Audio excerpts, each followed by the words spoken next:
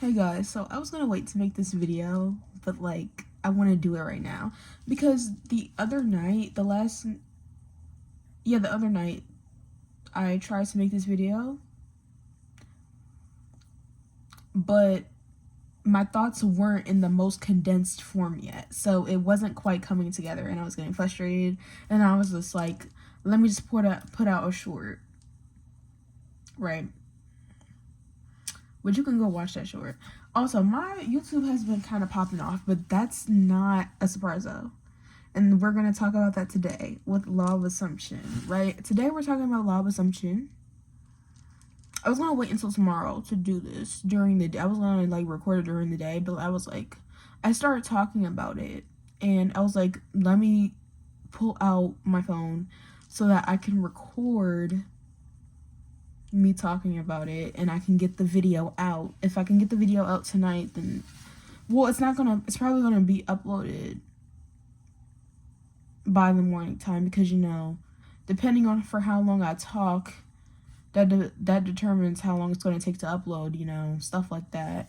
Anyways, yeah, basically I've been having epiphanies in law of assumption, right? And this is stuff that they tell you. Like, this is stuff that people who make law of assumption videos tell you. Every time in their video, they be saying stuff. Everybody is basically saying the same thing. But when it clicks for you in your mind, it's truly different. It's truly a different experience. And you truly realize how powerful you are, right? And the first epiphany, right? First of all, I'm just going into the first epiphany, right? The first epiphany is that me, for example, my end goal in life, now that I've learned about law of assumption and things have like clicked for me, my end goal in life, not end goal, but like my goal in life is to be paid for being my authentic self. Basically, and that basically means not having to work for money. Just being paid because I'm me. Just being paid because I'm me. Because I'm my authentic self. And I'm not worried about the how.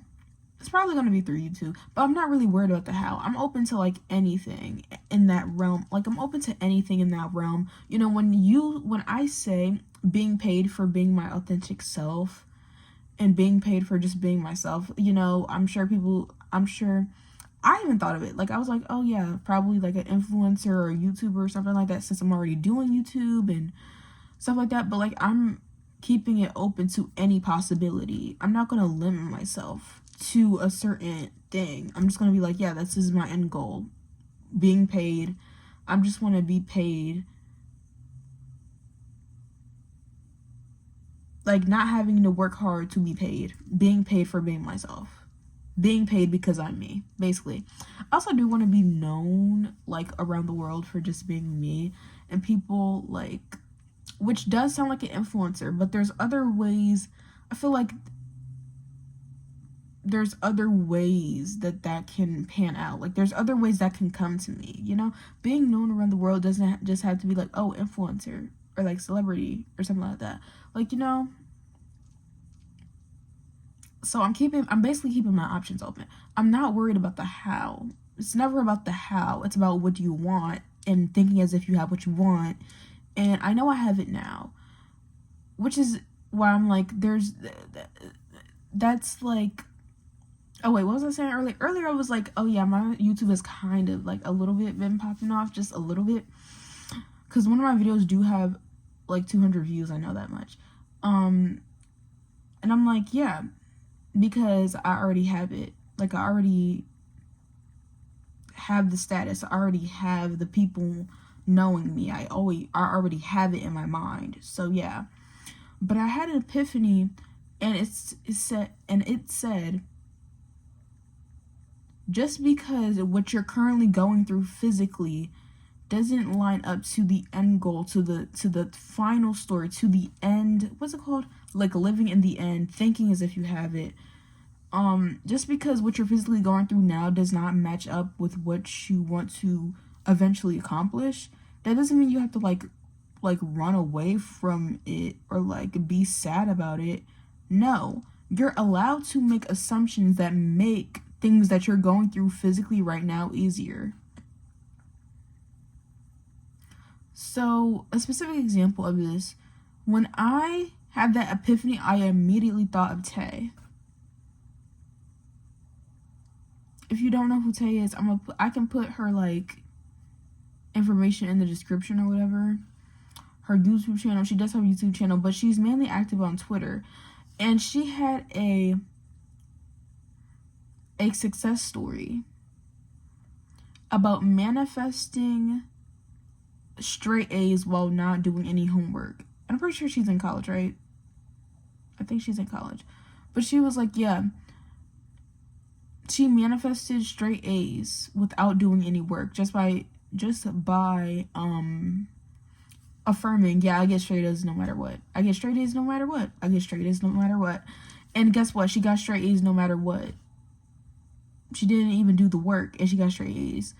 And she was like, yeah, I don't like school, and I don't care for school, and I want to focus on modeling right now. Like, right now, I am in the state of being a successful model. Well, she didn't particularly say that, but she was just like, yeah, I just want to focus on modeling. I don't really care for school. But just because schooling wasn't a part of her end goal, that doesn't mean that she got sad about it or like ran away from that circumstance. No, she made an assumption to make it easier for herself. And I immediately thought of that success story because it lines up exactly with what I was sad about and what I was like going through. Well, not going through. It was literally yesterday. But what I was like sad about, like it immediately, because I find that never mind, I'm not even going to say that specifically, but I find that after crying, my solutions always come to me. Like, solutions always come to me after crying. Like, after I get my emotions out, I have epiphanies about different things. And this was one of those instances. Because I was like, I got to the bottom of why I was crying. And I was like, okay, I have this thought. I have this sadness around if I can immediately jump to being my end goal, my end version of myself, of being the person who's known and paid for being their authentic self. If I can immediately jump to that, then why am I doing school? Like, why do I have to go through school? Then why do I have to do this? And that success story came to me, and that's when I had that epiphany that just because what you're going through physically doesn't match up with the end goal, as long as you have your end goal mentally, just because you have your end goal mentally doesn't mean that, like, doesn't mean that you can't make assumptions to make your current circumstances easier, basically. The second assumption, right? I mean, the second epiphany that I had, and never mind. The second epiphany that I had was that every time you see an unfavorable circumstance, we all know the 40, your mind creates your reality. We all know that.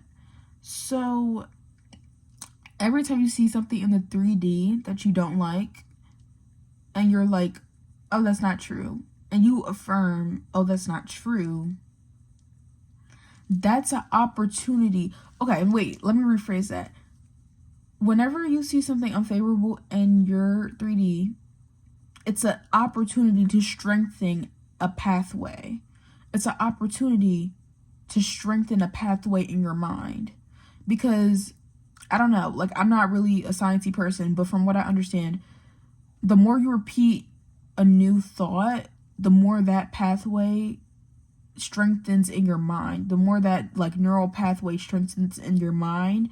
And when it strengthens so much, it pops up in your reality. And that's kind of how it works. And it's all in the reticular activating system and all that jazz, right? with that basic knowledge in mind, every time you see an unfavorable circumstance, it's an opportunity to strengthen a neural pathway, right? Because when you see an unfavorable circumstance and you're like, that's not true anymore, that's not true, it's strengthening that pathway of that circumstance not being true anymore. And it's bringing it into your reality even quicker. So you see how I just switched the meaning of an unfavorable circumstance? I switched it from like, oh my gosh, it's an unfavorable circumstance, going from like, oh my gosh, it's an unfavorable circumstance, it's not working, to this is an opportunity to strengthen a neural pathway in my mind of this not being true. You see how I just flipped the script? You see how I just gave meaning, a good meaning to something? You see how I just defined something as working in my favor? You see how I just did that, right? That's so crazy to me, because, and that has to do with awareness. I want to talk about that thing where it's like, what you put your awareness on grows. Because when you put your awareness on, okay, that's not true. When you put your awareness on something unfavorable not being true, they say what you put your awareness on grows, right? So when you put your awareness on something not being true, it's not going to be true. There's going to be more of that thing not being true. But if you see a favorable circumstance and you're like, yeah, that is true, that thing that you just said is true is going to grow, and you're going to have more experiences of that being true. Because what you put your awareness on is what will grow. And that has more to do with what you assign things, what you say is true and what you say is not true. Because no matter what you're assigning as true or not true, it's going to grow. Whatever you put your awareness on grows, right? And that's basically it. Those are basically the two epiphanies that I had. I had an amazing conversation with my grandmother. I've been confiding in my grandmother a lot more lately, and she's actually been understanding what I'm saying. So, like, she's actually been, like, really supportive and understanding what I'm saying. And, I'm so grateful for that, right? But yeah, just remember that.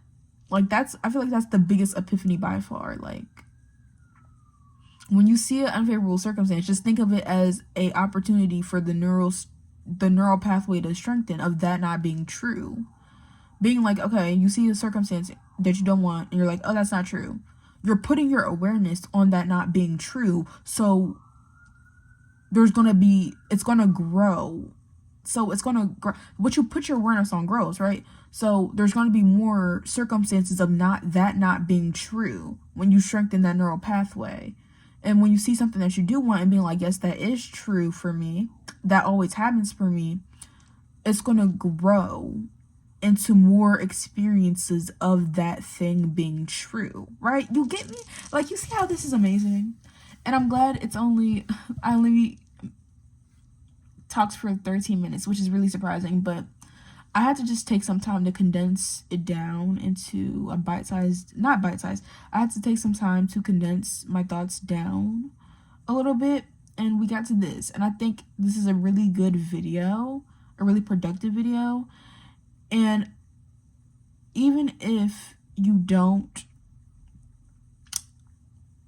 haven't had it click yet, like, I promise you,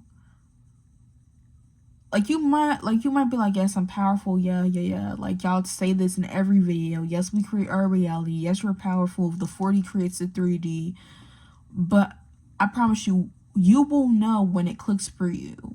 And when it clicks for you, you're gonna gain a whole new level of power. It's gonna be like, oh my gosh, things go my way just because I say so. And no matter what's going on right now, I know I'm going to reach my end goal. No matter what happens in this moment. And, like, that's the most reassuring thing.